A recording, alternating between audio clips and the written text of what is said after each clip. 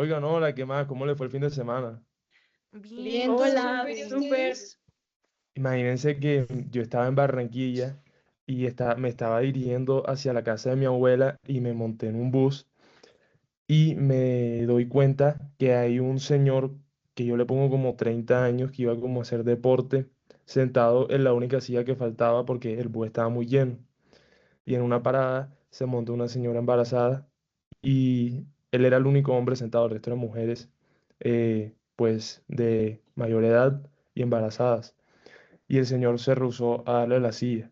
Y entonces en ese momento me pregunté, recordándome de la clase de ética, si este tema se va más hacia el lado moral o al lado ético.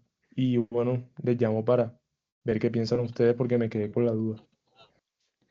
Uy, qué complicado. Pues no sé, o sea, siento que es muy raro definir la situación entre la ética y la moral, pero pues algo muy clave como para poder definirlo es que sabemos, por ejemplo, que en el libro de Adela Cortina, que se llama La ética, pues ella hace una distinción clave sobre la ética y la moral. Entonces ella dice que, pues básicamente esas dos cosas o esas dos ciencias son diferentes y que la moral básicamente son las normas y los valores que comparte un grupo o una sociedad, mientras que la ética es pues analizar y criticar estos pues como estas morales o estas normas para poder fundamentarlas y mejorarlas.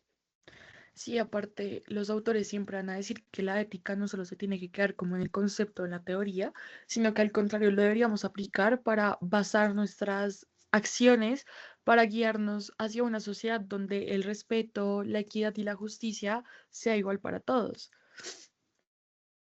Oigan, pero yo creo que eso es demasiado idealista, ¿no? O sea, ¿de verdad la ética puede cambiar cómo actúan las personas o las instituciones? Sabes que a mí se me hace que sí, porque justamente de eso se trata, ¿sabes? Es la ética es básicamente la que orienta a las personas a llevar sus decisiones y promueve justicia social y dignidad humana siempre al final del día. Además, algo importante es saber que pues Cortina y Martínez también insisten en no aceptar pasivamente cualquier norma, ¿sabes? Entonces no es como que se crea una norma, ya es listo, ya apliquémosla a la sociedad, sino que primero se hace una reflexión sobre esta norma para poder construir una sociedad más democrática y pues más inclusiva. Entonces no la aceptan de una. Sí, aparte es que la herramienta principal de la vida siempre va a ser la ética, porque la ética lo único que va a ayudar es como a mejorar la convivencia y permitir que cada persona vaya a contribuir en el bien común al momento de vivir en una sociedad, que es lo que hacemos casi todos. Bueno, oigan, pero también hablando de este tema, quisiera que empezáramos a hablar acerca de el origen de la ética como tal.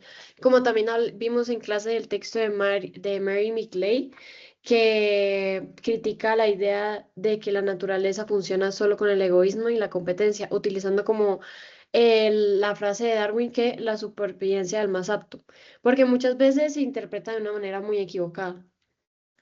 Pero siento que la vida no sería posible si nos basamos en eso, porque no podemos estar en constante guerra como con el otro, porque tenemos que pensar que siempre vivimos en una sociedad y que la sociedad se tiene que basar siempre en la cooperación, en poder ceder a las peticiones de los demás para encontrar un balance y poder como vivir en paz. Pero yo no estoy tan de acuerdo, ¿sabes? O sea, si miramos la evolución del individuo, lo que realmente garantiza esta supervivencia, pues es esta competencia, ¿sabes? Como que al final la cooperación también puede verse como una estrategia egoísta, porque si yo sé que yo ayudo, pues porque eso me beneficia de manera indirecta. Entonces, eso ya viene siendo egoísta y pues no es una cooperación. Pero sabes, Manuela, yo entiendo tu punto, pero también Midley insiste en que no se trata solamente de traducir en competencia biológica, en términos morales. Por ejemplo, los animales muchas veces se ayudan incluso a sí mismos cuando no hay un beneficio mutuo inmediato. ¿Me entiendes? Pues sí. Sí, aparte, o sea, lo que dice Steven también se va a basar como en todo lo que dice Hobbes, de que la ética no va a surgir de un contrato entre dos personas que solo van a buscar cómo sobrevivir al punto de llegar a ser egoístas, sino que al contrario, la ética tiene que ser de tendencias con las que nosotros nacemos, que van a forjar como todo el tema y el concepto de moralidad. Claro, igual también hay que reconocer que la competencia existe y que es clave. Si solo hubiera pues cooperación, pues no, nunca habría evolución. Entonces todos concluimos de que no se trata de negar la competencia como tal, sino de entender que la cooperación es esencial pues para la humanidad.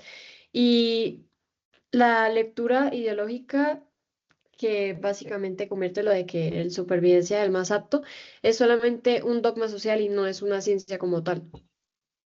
Bueno, y ya para la conversación, les quería comentar que ayer leí un texto y era sobre la propuesta de Aristóteles sobre la felicidad. Él abarcaba en que para él no se trataba de tener placer momentáneo, sino un desarrollo duradero, un compromiso creativo con la vida y con los demás. Él decía que sin justicia la felicidad individual se quedaba incompleta. Y pues también me quedé pensando porque, bueno, me fui también al tema este del Señor que nos separó y me quedé pensando.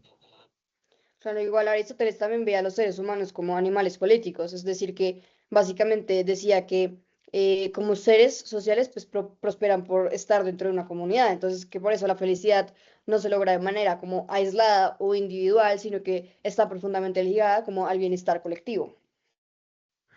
Pero es que yo ahí, la verdad, tengo mis dudas. O sea, ¿por qué tenemos que pensar en comunidad al momento de buscar una felicidad?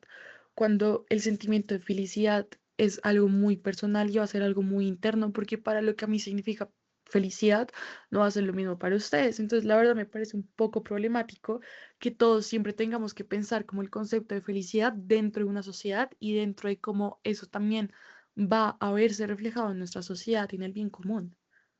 Pero pues para Aristóteles esto no es tan simple, o sea, la vía de la ética no se reduce simplemente a lo individual, porque nuestras decisiones siempre van a afectar a los otros. Si ignoramos la dimensión comunitaria, lo que surge no es felicidad verdaderamente, sino lo que dijimos antes, egoísmo. Podríamos decir que la ética aristotélica busca un equilibrio entre esos dos.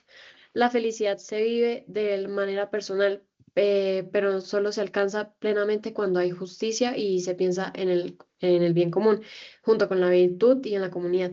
Esa es básicamente la fuerza de su propuesta.